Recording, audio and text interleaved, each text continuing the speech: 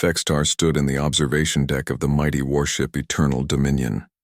His crystalline body reflected the cold light of distant stars as he watched the small human vessel approach.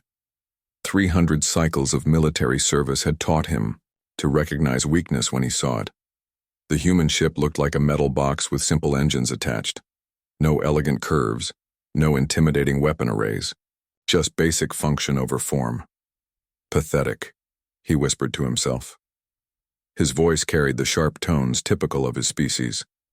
The Quellans had conquered 3 star systems with vessels 10 times the size of this human craft.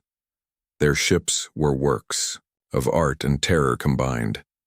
This human ship looked like something a child might build from scrap metal.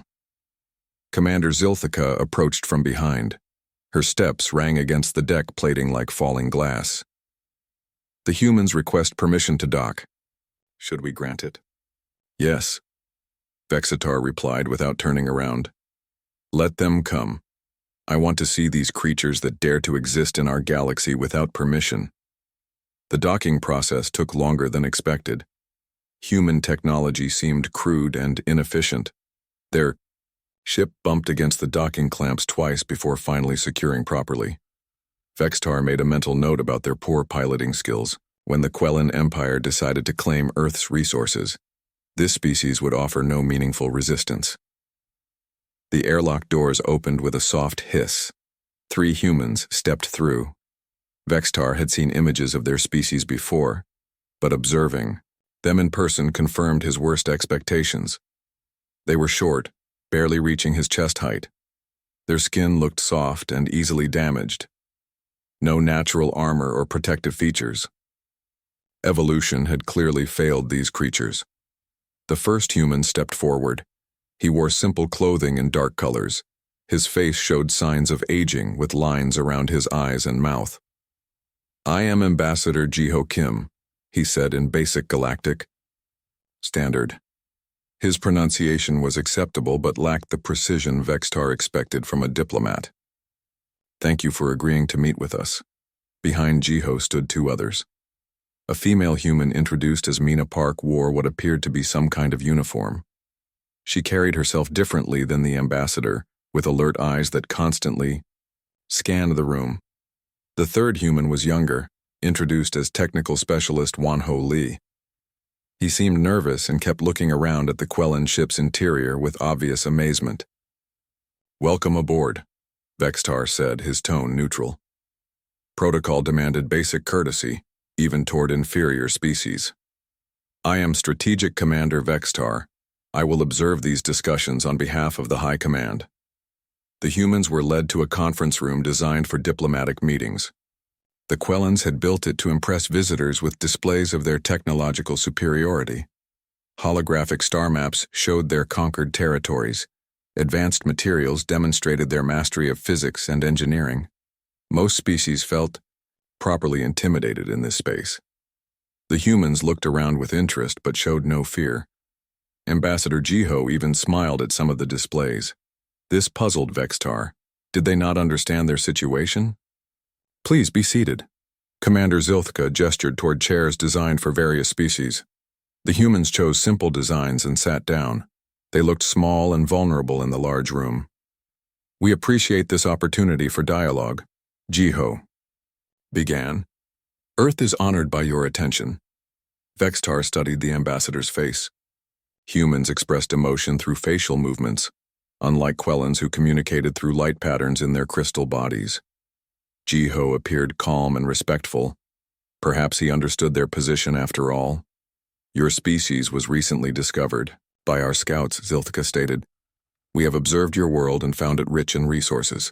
However, we have concerns about your species' ability to properly manage such valuable assets. The human security chief, Mina Park, shifted slightly in her chair. Vextar noted the movement. Was this a threat response? Her hands remained visible and empty, but her posture had changed. Humans were apparently even more primitive than expected if they could not control their instinctive reactions. What kind of concerns? Jiho asked politely. Your species shows signs of severe instability, Zilthka explained. You wage wars against your own kind. Your governments change frequently. Your economic systems create waste and inefficiency. Most disturbing, you allow emotions to influence important decisions. As she spoke, Vexitar watched the humans carefully. The technical specialist looked uncomfortable. The security chief's jaw muscles tightened slightly. But Ambassador Jiho listened calmly, occasionally nodding as if he agreed with the criticisms. "You are correct," Jiho said when Zilthka finished. "Humans are not perfect. We struggle with many problems, but we are trying to improve." This admission surprised Vexitar. Most species would deny their weaknesses or make excuses. Humans apparently lacked even basic pride in their civilization. "Recent events on your world confirm our assessment," Zilthka continued. She activated a holographic display showing news, reports from Earth. Images of natural disasters, conflicts, and various crises appeared in the air above the table. "Your response to these challenges shows dangerous emotional instability." As the images played, Vexitar noticed something unexpected. Water began forming in Ambassador Jiho's eyes. The liquid gathered and actually rolled down his face. The other humans showed similar reactions, though less extreme. Vexitar had read about this phenomenon in his briefing materials. Humans released salt water from their eyes when experiencing strong emotions. The fact that their ambassador would display such weakness during diplomatic negotiations confirmed every negative assessment of their species. "Forgive me," Jiho said quietly, wiping his face with a cloth. "These images show great suffering. Many lives were lost." The emotional display made Vexitar uncomfortable. Proper beings made decisions based on logic and efficiency. Allowing feelings to influence judgment led to poor choices and wasted resources. How could humans have survived long enough to develop space travel with such obvious defects? "This emotional instability is exactly why your species requires guidance," Zilthka said. "The Quellan Empire offers protection and proper management of your world's resources. In exchange, your people would serve in appropriate roles under our supervision." The room fell silent. Vexitar watched the humans process this information. The technical specialist looked worried. The security chief's expression hardened, but Ambassador Jiho remained calm, though his emotional water display had stopped. "You are offering to make Earth a protectorate of your empire?" Jiho asked. "Correct. Your species would be relocated to suitable reservations where you could live safely while proper beings manage your world's development." More silence. Vexitar expected immediate acceptance or perhaps futile attempts at negotiation. Instead, something unexpected happened. Ambassador Jiho smiled, not the nervous smile of someone trying to please superiors, not the desperate grin of someone facing hopeless odds, a genuine smile that seemed to contain knowledge Vexitar did not possess. "That is a significant offer," Jiho said carefully. "Such an important decision requires consultation with our leadership. Would 24 hours be acceptable for us to provide our response?" Zilthka looked at Vexitar, who nodded slightly. A day's delay was nothing. It would give the humans time to accept their situation properly. "Acceptable," Zilthka agreed. "You may return to your ship and communicate with your government. We will await your response." The humans stood and prepared to leave. Ambassador Jiho bowed slightly, a gesture of respect from their culture. "Thank you for your patience and consideration. We will speak again soon." As they walked toward the airlock, Vexitar heard the security chief whisper something to the technical specialist. The words were too quiet to understand, but her tone suggested urgency. When the humans had departed and their ship had undocked, Commander Zilthka approached Vexitar. "Your assessment?" she asked. "As expected," Vexitar replied. "They are weak, emotional, and poorly organized. The ambassador's display of tears confirms their unsuitability for independent existence. They will accept our offer." But as he spoke, Vexitar found himself thinking about Ambassador Jiho's final smile. Something about it bothered him, though he could not identify exactly what. 24 hours would provide the answer. Until then, he would prepare for humanity's inevitable surrender and the beginning of Earth's integration into the Quellan Empire. The soft species would learn their proper place in the galaxy. Vextar expected the humans to spend their 24 hours begging their leaders to accept the Quellan offer. Instead, he watched something that made his crystal body vibrate with confusion. Within 1 hour of returning to their ship, the humans had sent messages to Earth, not desperate pleas for help or panicked requests for instructions. The communications were brief, coded, and sent on multiple frequencies simultaneously. Professional military communications. Commander, his aide Kethvar reported, "We are detecting unusual activity from the human vessel." "Define unusual," Vextar ordered. "Their power output has increased by 300%. They have deployed scanning arrays we did not detect during their approach. And sir, they are broadcasting something to their homeworld on channels we cannot decrypt." Vextar moved to the communication station. The human ship sat quietly next to his massive warship like a small insect next to a giant. But insects could be dangerous if they carried poison. "Show me their transmissions," he commanded. The display revealed data streams flowing between the human ship and distant Earth. The volume was enormous. Whatever they were sending, it was not simple diplomatic reports. "Sir," another technician reported, "we are receiving requests for communication from several human sources. They claim to be cargo pilots, maintenance engineers, and civilian administrators, all requesting immediate contact with Ambassador Jiho." This made no sense. Why would civilians need to speak with their diplomat during such important negotiations, unless they were not actually civilians? "Monitor all communications," Vextar ordered. "I want to understand what these creatures are planning."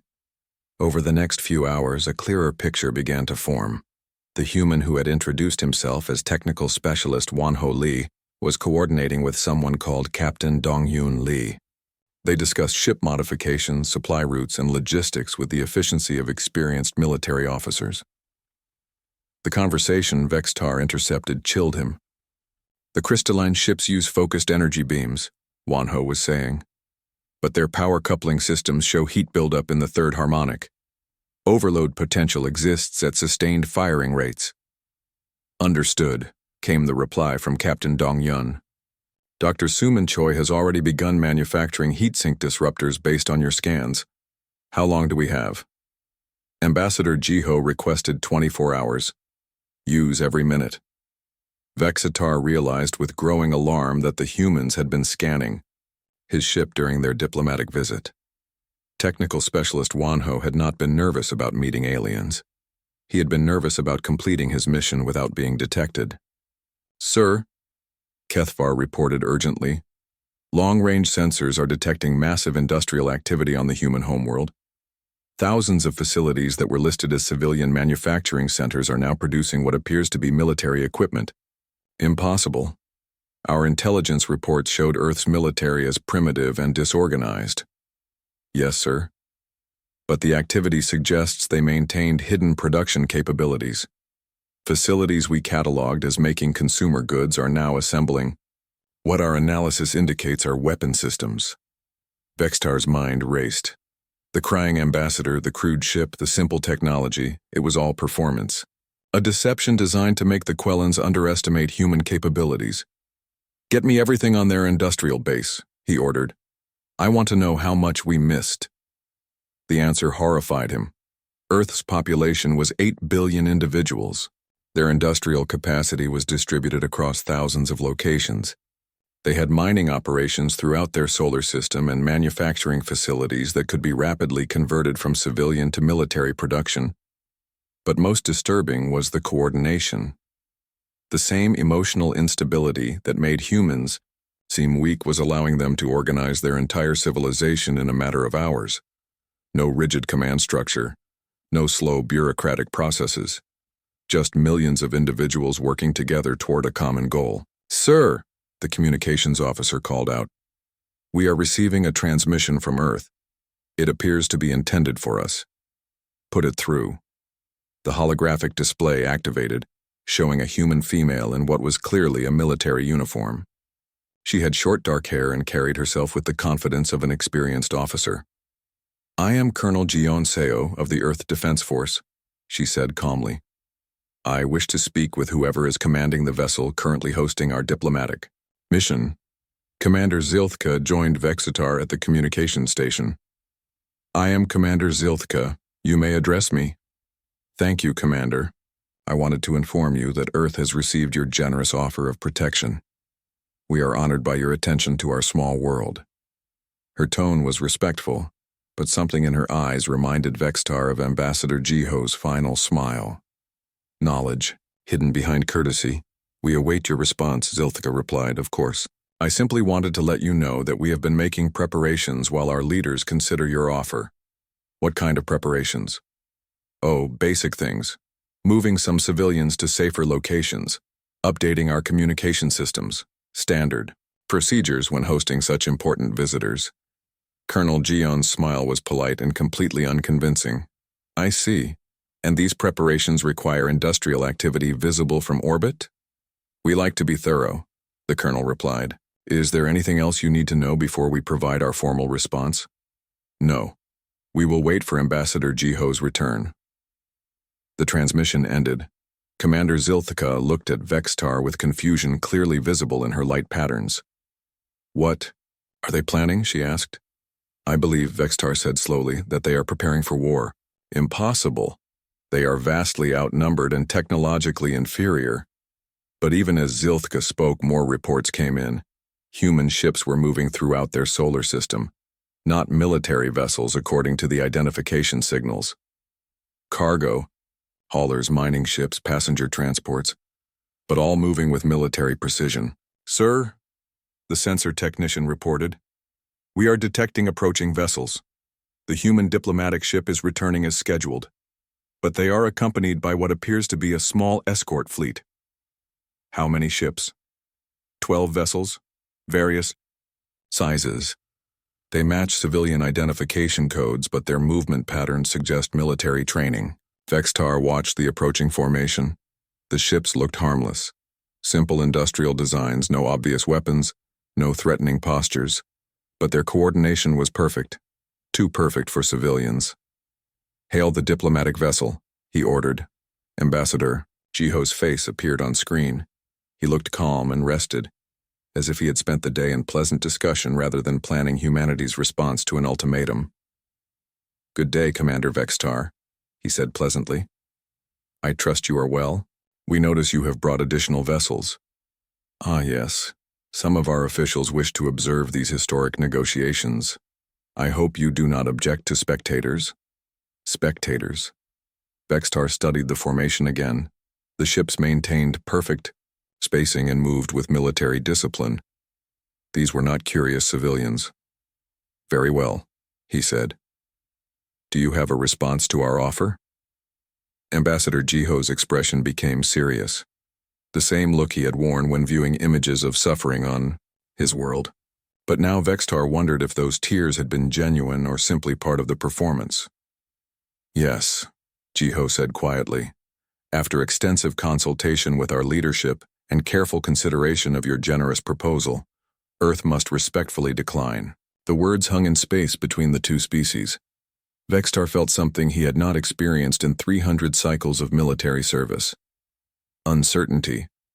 I see, he managed to say. Are you certain this is your final decision? We are, Jiho replied. His voice carried no doubt, no fear, no recognition of the power difference between their civilizations. We appreciate your offer of protection, but Earth prefers to remain independent. Behind the ambassador, Vexitar could see other humans moving with purposeful efficiency. Security Chief Mina Park was coordinating with unseen personnel. Technical Specialist Wanho Lee was monitoring displays that showed far more information than simple diplomatic communications should require. Very well, Commander Zilthka interjected. We regret your decision. Perhaps you need more time to consider the consequences of refusing our protection. Ambassador Jiho's smile returned. That same knowing expression that had bothered Vexitar during their first meeting.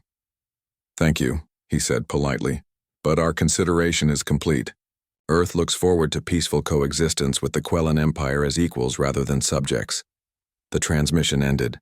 leaving the Quellans staring at empty space. Equals, Zilthka repeated. They actually believe they are our equals. Vextar was no longer certain what to believe. The humans had revealed themselves to be far more sophisticated than their initial appearance suggested. Their emotional displays might be genuine, but they were not signs of weakness. Their simple technology functioned effectively. Their disorganized society could mobilize with frightening speed. "Sir," the communications officer reported, "we are receiving a general transmission from the human fleet." "Put it through." Colonel Jiyan appeared again, but this time she was clearly on a ship's bridge surrounded by active duty personnel. "This is Earth Defense Force Colonel Jiyan Seo, to all Quellan vessels in Earth space. Earth has declined your offer of protection. We request that you respect our decision and depart our system peacefully." Commander Zilthka made the decision that would haunt Vextar for the rest of his existence. She ordered the Quellan fleet to attack. "These creatures need to learn their place," she declared as warning lights flashed throughout the ship. "Deploy, all squadrons. Show them the price of defying the Empire." Vextar took his position at the tactical station. 47 Quellan warships moved into attack formation. Each vessel carried enough firepower to destroy a small moon. The 12 human ships looked like toys by comparison. "Target the largest human vessels first," Zilthka commanded. "Quick, decisive strikes will break their morale." The Quellan fleet advanced with the confidence born from 300 years of victory.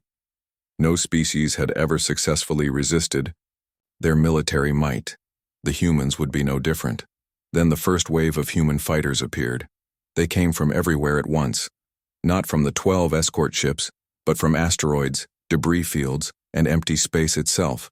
Tiny craft that had been invisible to Quellan sensors suddenly activated and swarmed toward the fleet. "Where did they come from?" Zilthka demanded.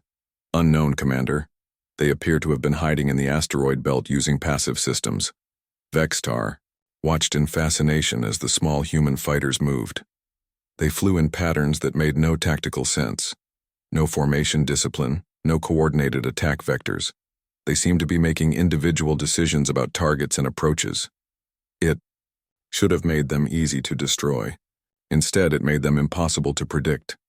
The lead fighter was piloted by someone the intercepted communications identified as Sergeant Hyunwoo Nam.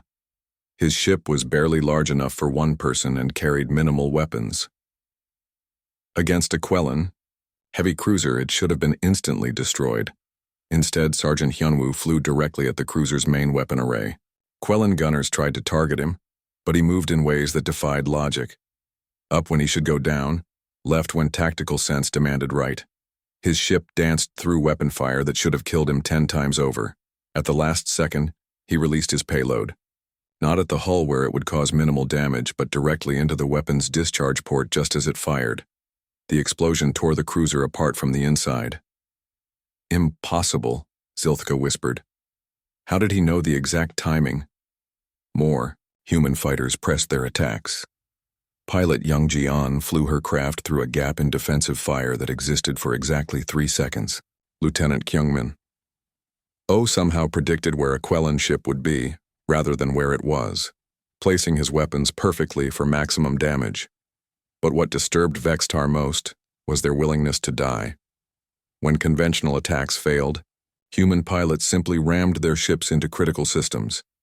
They destroyed themselves without hesitation to damage enemy vessels. "Sir," the communications officer reported, "we are detecting boarding pods approaching from multiple vectors." "Impossible. We destroyed their launch vessels." "Negative, sir. The pods appear to be launched from the mining ships. They have been disguised as cargo containers." On the tactical display, dozens of small objects moved toward Quellan vessels. Not military boarding craft, but converted civilian equipment. The Empire's scanners had dismissed them as harmless debris. The first boarding pod struck the cruiser Infinite Glory. Instead of breaching the hull in standard military fashion, it attached to a maintenance port. A few minutes later, alarms began sounding throughout the ship. "What is happening aboard Infinite Glory?" Zilthka demanded. "Unknown, Commander. They report internal security breaches, but the invaders are not using standard boarding tactics." "Through intercepted communications, Vextar learned the truth. The human boarding party was led by Commander Yuna Song.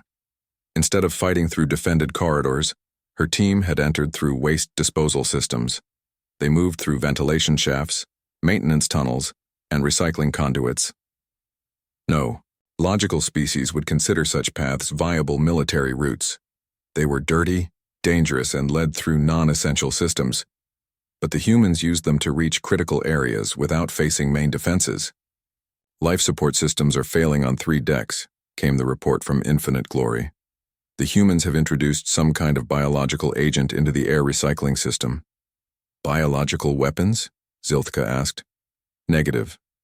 Analysis indicates they have released industrial cleaning compounds that react with our respiratory systems. Non-lethal but incapacitating. Vextar realized the humans were not just fighting differently than expected. They were fighting in ways that had never occurred to logical minds. They turned maintenance systems into weapons, used civilian equipment for military purposes, and treated every surface as a potential battleground. "Sir, we are losing ships faster than projected," his tactical officer reported. "Current rate of attrition suggests total fleet destruction within 4 hours." 4 hours. The Quellan Empire's most powerful fleet was being destroyed by 12 civilian vessels and a handful of single-pilot fighters. "How?" Zilthka demanded. "How are they doing this?" Vextar studied the tactical displays, searching for patterns. Slowly, a terrifying picture emerged. The humans were not just individual warriors fighting separate battles. They were connected in ways that defied understanding. When Sergeant Hyunwoo destroyed the first cruiser, the explosion patterns were immediately analyzed by every other human pilot. They adjusted their tactics based on his success. When Commander Yuna's boarding party discovered effective routes through Quellan ships, other teams instantly knew the same information. They shared knowledge in real time across the entire battle space, not through slow communication systems, but through some kind of intuitive network that allowed them to fight as a single organism. "Sir," the sensor operator called out, detecting massive energy signatures from the human homeworld. "Multiple launches detected. Reinforcements? Unknown. The objects are too small to be additional ships, but too large to be fighters." Vexatar enhanced the sensor display. Hundreds of objects were accelerating from Earth toward the battle zone. They moved faster than any ship in Quellan databases. "Incoming transmission from Earth," the communications officer reported. The hologram showed Captain Donghyun Lee on what was clearly a military command center. Behind him, dozens of personnel coordinated defensive operations with calm efficiency. "This is Earth Defense Force Command to all vessels in the engagement zone," he said formally. "You have 90 seconds to cease hostile actions and withdraw from Earth space. Failure to comply will result in deployment of kinetic interceptors." "Kinetic interceptors?" Zilthka repeated.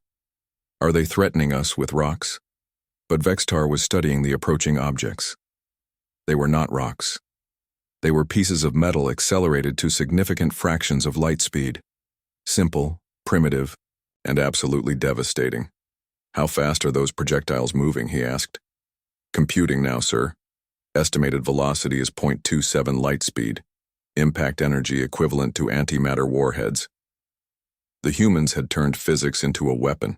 They had launched simple metal rods from their homeworld and accelerated them using nothing more sophisticated than electromagnetic fields. No exotic matter, no complex technology. Just applied physics and enormous amounts of energy. "They cannot possibly target individual ships at this distance," Zilthka protested. She was wrong. The first kinetic projectile struck the heavy cruiser Eternal Dominance with perfect accuracy. The ship simply ceased to exist, vaporized by the incredible impact energy. "Evasive maneuvers," Zilthka ordered desperately. "All ships scatter and withdraw." But the Quellan vessels were too large and too slow. Built for intimidation and overwhelming firepower, they could not match the agility of human craft. The kinetic projectiles adjusted their courses with small thruster bursts, tracking fleeing Quellan ships with relentless precision. "Sir," came a transmission from the cruiser Final Judgment.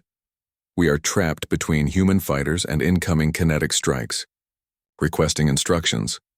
There were no instructions that could save them. The humans had turned the Quellan Empire's greatest strength into a weakness. Their massive ships were perfect targets for weapons that delivered overwhelming force to precise locations. "General retreat," Zilthka ordered. "All ships withdraw immediately." But retreat proved as dangerous as attack. Human fighters followed the fleeing Quellan vessels, harassing them with hit-and-run attacks. The kinetic projectiles continued to find targets among the slower ships, and from Earth came a steady stream of additional fighters, cargo vessels, converted to attack craft, and mining ships equipped with improvised weapons. In 6 hours, the Quellan Empire's most powerful fleet was reduced to 7 damaged ships fleeing toward the edge of the solar system. 40 vessels destroyed by an enemy that should not have been able to resist a single cruiser. "How?" Zilthka asked again as they limped away from Earth. "How did they do this?" Vextar had no answer. Everything about human warfare contradicted established military doctrine. They used civilian equipment as weapons, treated impossible tactics as routine, and coordinated their forces through methods that seemed almost supernatural. But most disturbing was their tactical approach. They had not simply fought to win, they had fought to teach. Every engagement had been designed to study Quellan technology, learn from their mistakes, and improve their methods in real time. The humans had turned. The retreat to the Quellan staging base at Kepler Station took 3 days. 3 days for Vextar to process what he had witnessed. 3 days to realize that every assumption about humanity was not just wrong, but catastrophically backward. Admiral Korvthak waited for them at the station. His ancient crystal body showed the wear patterns of 500 cycles of military service. He had conquered more worlds than any living Quellan. When he spoke, entire fleets obeyed without question. "Explain," he said simply as the survivors docked. Commander Zilthka began her report. Vextar listened as she described the engagement using traditional military language. Enemy fighters, boarding actions, kinetic weapons. The words were familiar, but they failed to capture what had actually happened. "You are telling me," Admiral Korvthak interrupted, "that 47 ships of the line were destroyed by 12 civilian vessels? The intelligence was flawed," Zilthka replied defensively. "The humans concealed their true military capabilities." "No," Vextar said quietly. Both senior officers turned to him. "The intelligence was accurate. The humans did not conceal anything. We simply failed to understand what we were seeing." "Explain," the Admiral ordered. Vextar activated a holographic display showing recorded battle data. "Watch this engagement sequence.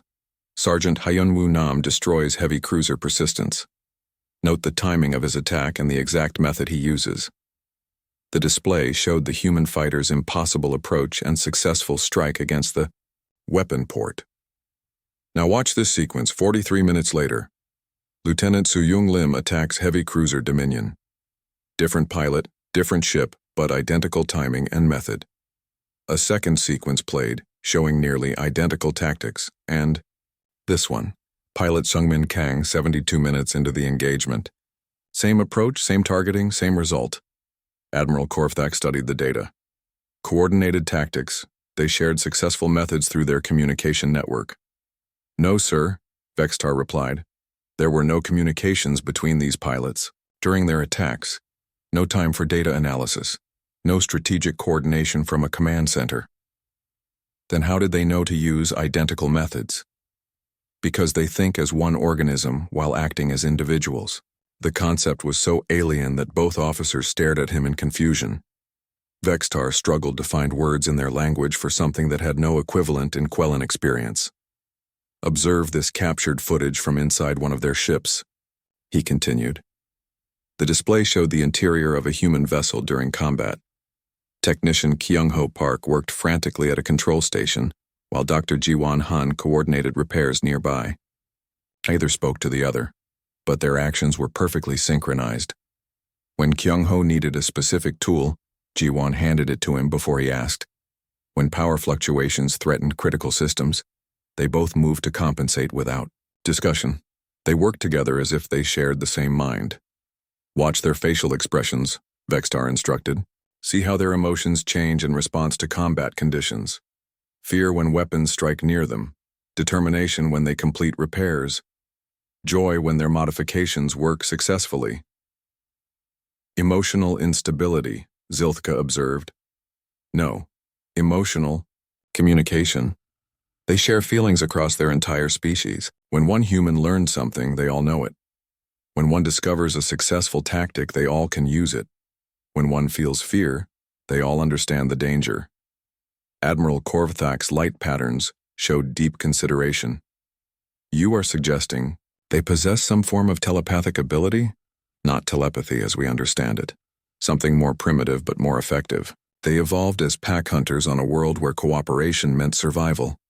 Their emotional responses are not weakness. They are survival tools that allow instant coordination between individuals.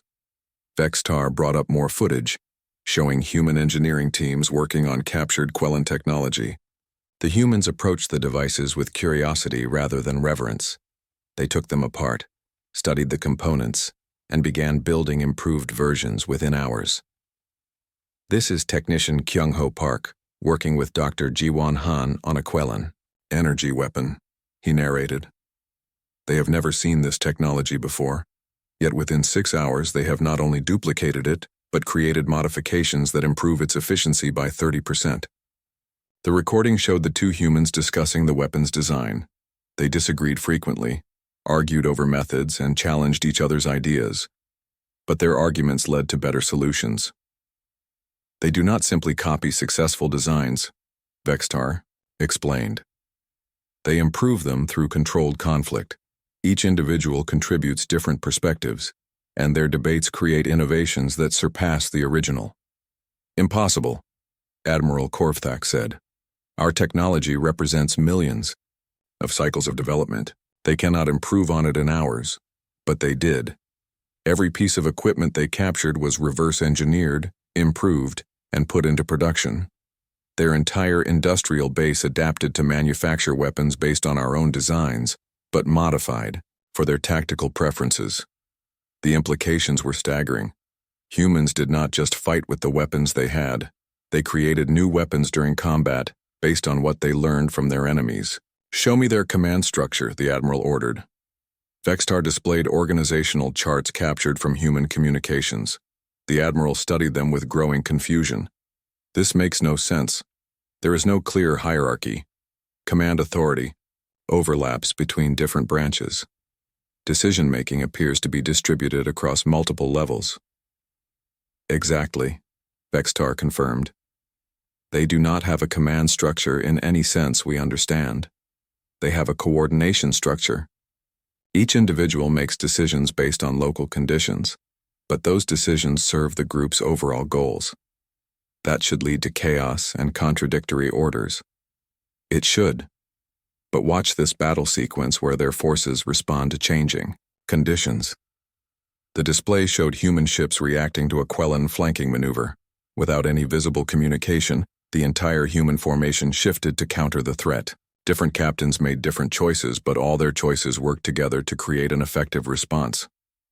They do not follow orders, Vextar explained. They follow instincts. Instincts shaped by millions of years of evolution as cooperative hunters. Each individual knows what the group needs without being told. Captain Donghyun Lee appeared in another captured transmission, coordinating with various human commanders. But he was not giving orders.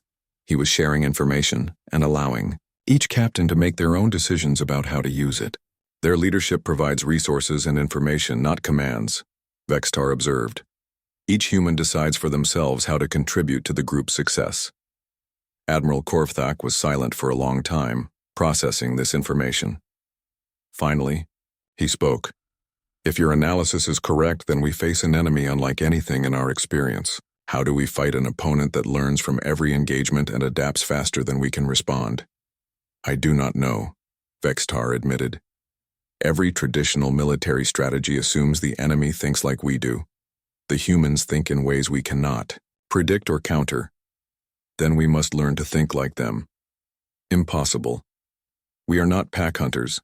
We do not share emotional bonds. We cannot coordinate through instinct and feeling. Then what do you recommend? Vextar hesitated. What he was about to suggest went against everything he had been taught about warfare and diplomacy. We should consider negotiating. Both officers stared at him in shock. The Quellan Empire did not negotiate with inferior species. They conquered or destroyed them. Negotiating? Zilthka repeated. With creatures who destroyed our fleet? With creatures who could have destroyed our fleet completely but chose not to, Vextar corrected. Review the battle data. They had opportunities to eliminate all our ships but focused on disabling rather than destroying them. They allowed us to retreat when they could have pursued and finished us. This was true. The humans could have continued their attack and wiped out the remaining Quellan ships. Instead, they had let the survivors flee. Why would they show mercy to invaders? Admiral Korvthak asked. Because they are not like us, Vextar replied. We fight to conquer. They fought to defend. We seek to dominate our enemies. They seek to survive and protect their own. You are suggesting they are not expansionist? I am suggesting they are something we have never encountered before. A species that can fight with devastating effectiveness but chooses restraint. A civilization that could easily become conquerors but prefers to remain peaceful. The concept was so alien that it challenged the foundation of Quellan society. Every species they had encountered was either too weak to resist or too aggressive to coexist with. The humans appeared to be neither. Sir, a communications officer interrupted. We are receiving a transmission from Earth. Put it through. Admiral Korvthak ordered. Ambassador Jiho Kim appeared on the holographic display. He looked tired but composed, as if he had spent sleepless days coordinating his world's defense. Behind him, Vextar could see human military personnel working calmly at their stations. Admiral, Jiho said respectfully, I am sorry for the loss of life in the recent engagement. Earth extends condolences to the families of those killed in the conflict. Condolences. The humans were apologizing for defending themselves against an unprovoked attack. Admiral Korvthak refused the human offer of ceasefire. 3 days later, the Quellan Empire's Second Fleet arrived at Kepler Station. 200 ships, the largest military force ever assembled in Quellan history. Admiral Korvthak intended to crush human resistance with overwhelming numbers. Vextar watched the fleet preparations with growing dread. Every instinct told him this was a mistake, but military tradition demanded they respond to defeat with greater force. The humans caught us unprepared, Admiral Korvthak declared to his assembled commanders. This time we know what to expect. No more surprises. But Vextar suspected the humans had learned far more from their victory than the Quellans had from their defeat. While the Empire gathered ships and planned traditional battles, the humans had been studying, adapting, and improving. The Second Fleet's approach to Earth took 5 days. 5 days during which human activity throughout their solar system increased dramatically. Mining operations expanded. Industrial facilities worked at maximum capacity. New construction projects appeared on dozens of moons and asteroids. What are they building? Commander Zilthka wondered as they reviewed sensor data. Everything, Vextar replied grimly. They are turning their entire star system into a fortress. The truth became clear as the Quellan fleet entered Earth's outer solar system. Humanity had not spent the intervening weeks celebrating their victory. They had spent them preparing for the next battle. Every asteroid belt had been converted into a weapons platform.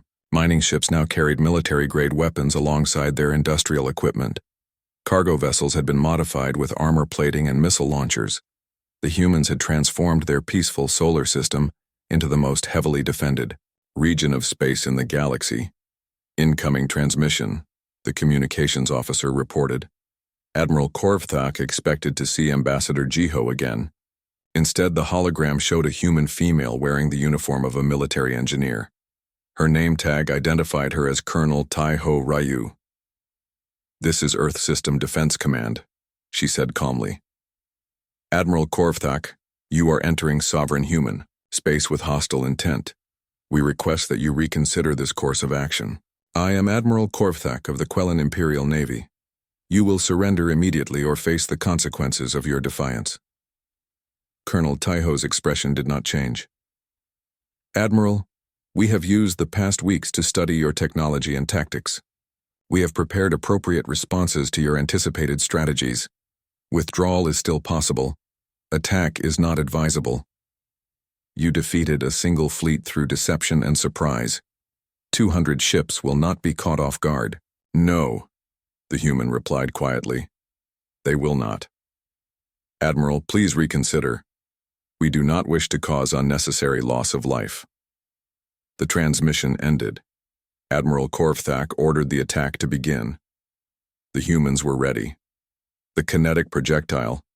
Bombardment began before the Quellan fleet reached effective weapons range. Hundreds of metal rods launched from throughout the solar system, timed to arrive simultaneously at the fleet's position. But these were not the simple projectiles from the first battle. These had been improved. Evasive maneuvers, Admiral Korvthak ordered. The kinetic weapons adjusted their trajectories in response. They had been fitted with guidance systems and maneuvering thrusters. Simple metal rods had become precision-guided munitions that could track moving targets across interplanetary distances. Point defense systems engage all incoming projectiles. The Quellan point defense systems opened fire on the incoming projectiles. Energy beams lanced out, destroying dozens of kinetic weapons, but for every projectile destroyed, 2 more appeared from different angles. How many did they launch? Zilthka demanded. Estimated count exceeds 3,000 projectiles, the tactical officer reported. Multiple launch points throughout the system. The humans had not simply built more weapons. They had built a comprehensive defense network that could deliver coordinated strikes from every planet, moon, and asteroid in their solar system. They had turned space itself into their ally. The first kinetic impacts began tearing through the Quellan formation. Ships that survived direct hits found themselves damaged and vulnerable to follow-up attacks. The tight formation that gave them strength also made them perfect targets for area effect weapons. Scatter formation, Admiral Korvthak ordered. All ships pursue independent attack vectors. But scattering the fleet played directly into human strengths. Separated Quellan ships found themselves facing coordinated attacks from multiple directions. Human fighters emerged from hiding places throughout the asteroid belt, striking at isolated vessels before disappearing again. Engineer Taiho Ryu had not exaggerated. The humans had studied every aspect of the first battle and prepared specific countermeasures for every Quellan tactic. Sir, the sensor operator called out. Detecting massive power signatures from the inner system. Something is approaching at high velocity. More kinetic projectiles? Negative. These appear to be manned vessels, but they are moving faster than any ship in our databases. On the tactical display, a new type of human ship appeared. Sleek, fast, and heavily armed, they moved at speeds that should have been impossible for vessels carrying life support systems. How are they achieving such velocities? Zilthka wondered. Vextar studied the sensor readings. They have removed everything unnecessary. No luxury facilities, minimal life support, maximum engine power. These ships exist only to fight. The new human interceptors reached the battle zone in minutes rather than hours. They were piloted by humans who pushed their bodies to the limits of endurance, accepting dangerous acceleration forces in exchange for tactical advantage. Captain Youngji An led the first squadron into combat. Her ship took damage that would have killed a Quellan pilot, but she continued fighting with systems failing around her.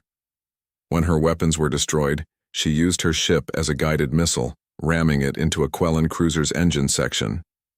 But before her ship exploded, she transmitted complete tactical data about Quellan defensive systems to every other human pilot. Her death became a lesson that made every surviving human more effective. They are learning from our weapons in real time, Vextar observed with growing horror.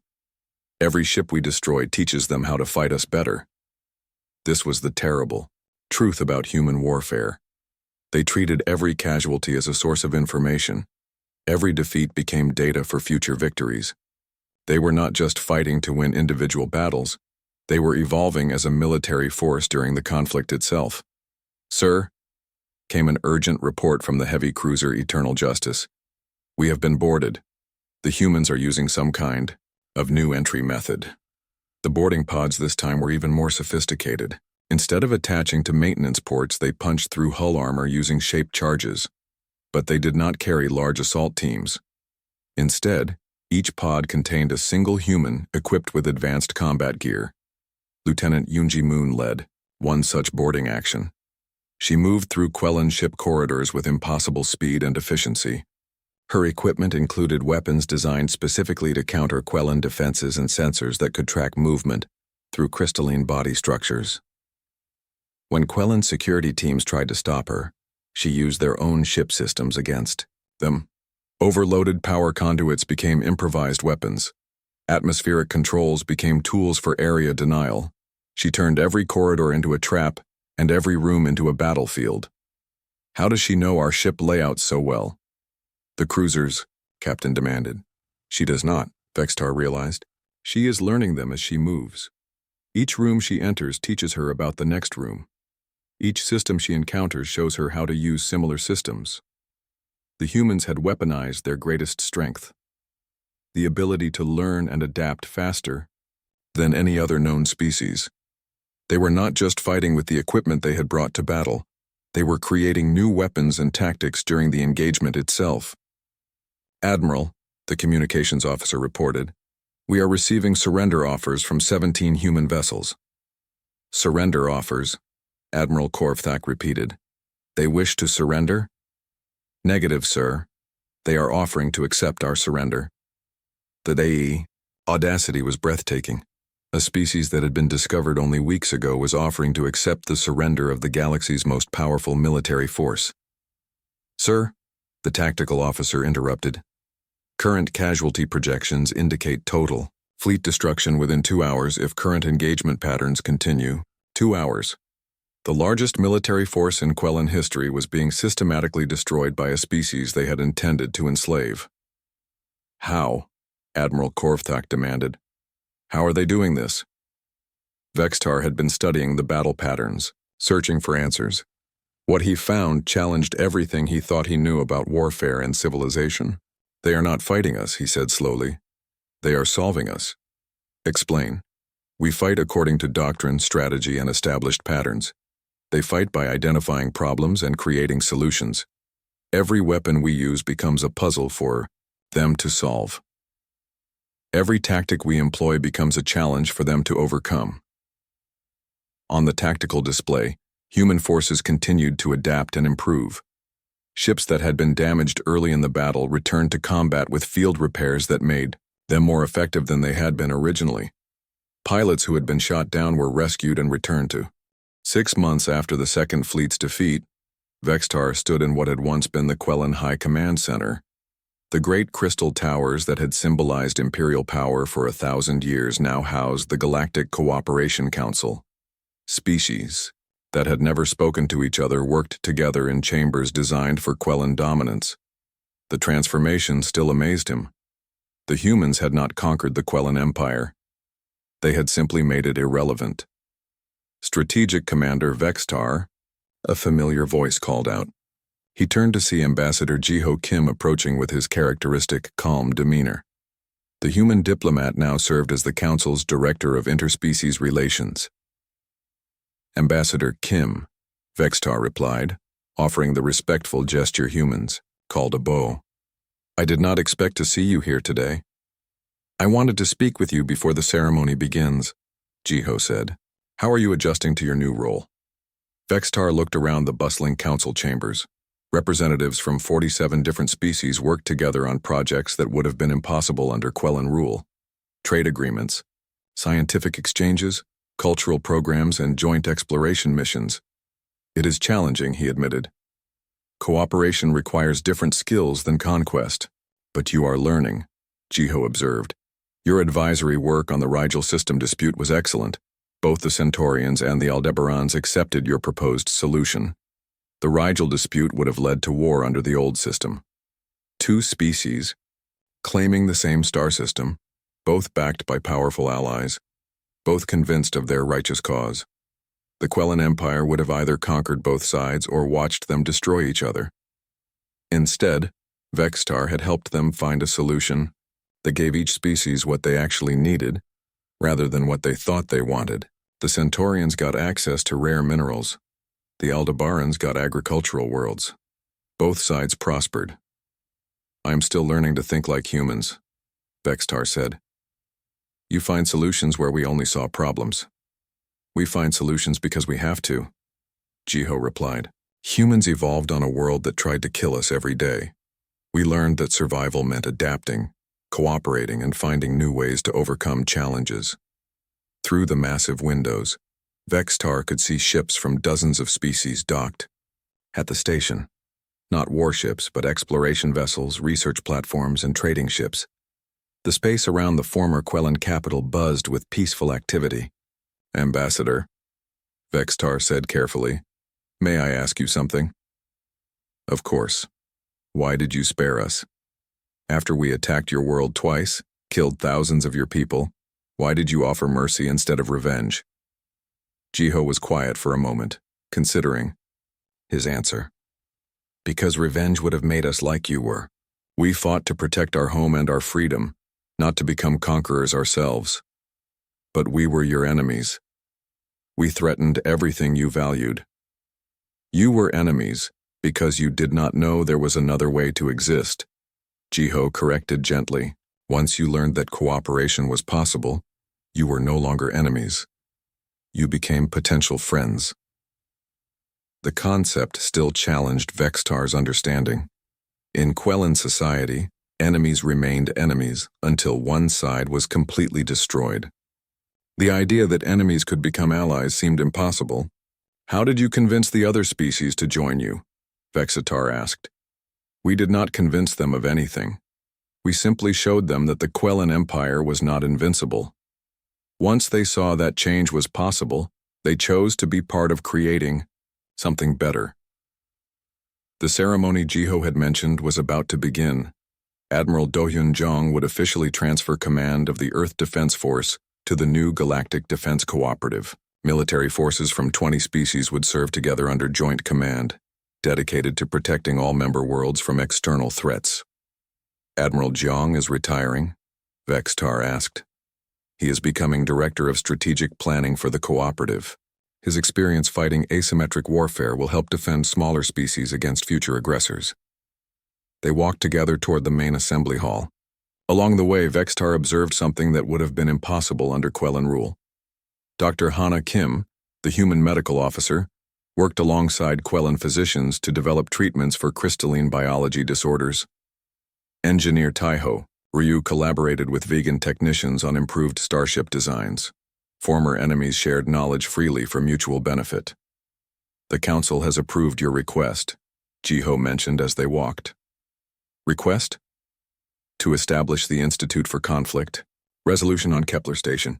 Admiral Korvthak will serve as your co-director." Vextar stopped walking, surprise evident in his light patterns. "Admiral Korvthak agreed to work with me. He requested the assignment.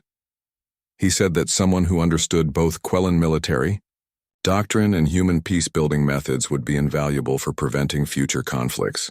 The Institute would study warfare not to improve it, but to prevent it. Teams of former soldiers would analyze conflicts throughout the galaxy and develop methods for resolving disputes before they led to violence.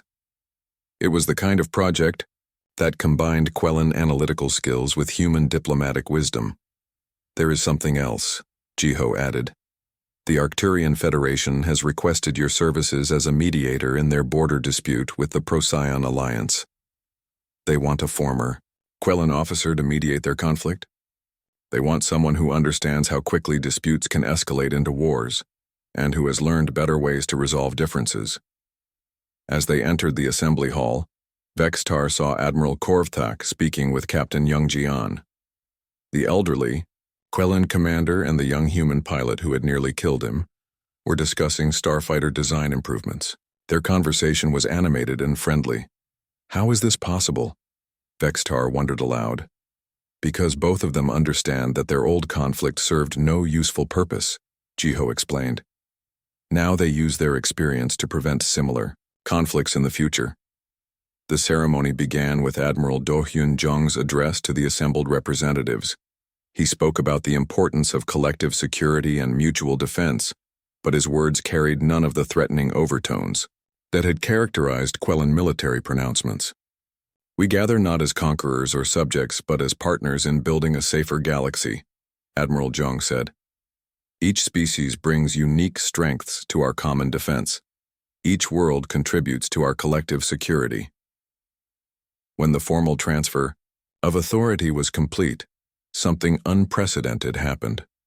Representative after representative stood to thank the humans for their leadership, their sacrifice, and their vision of a better future.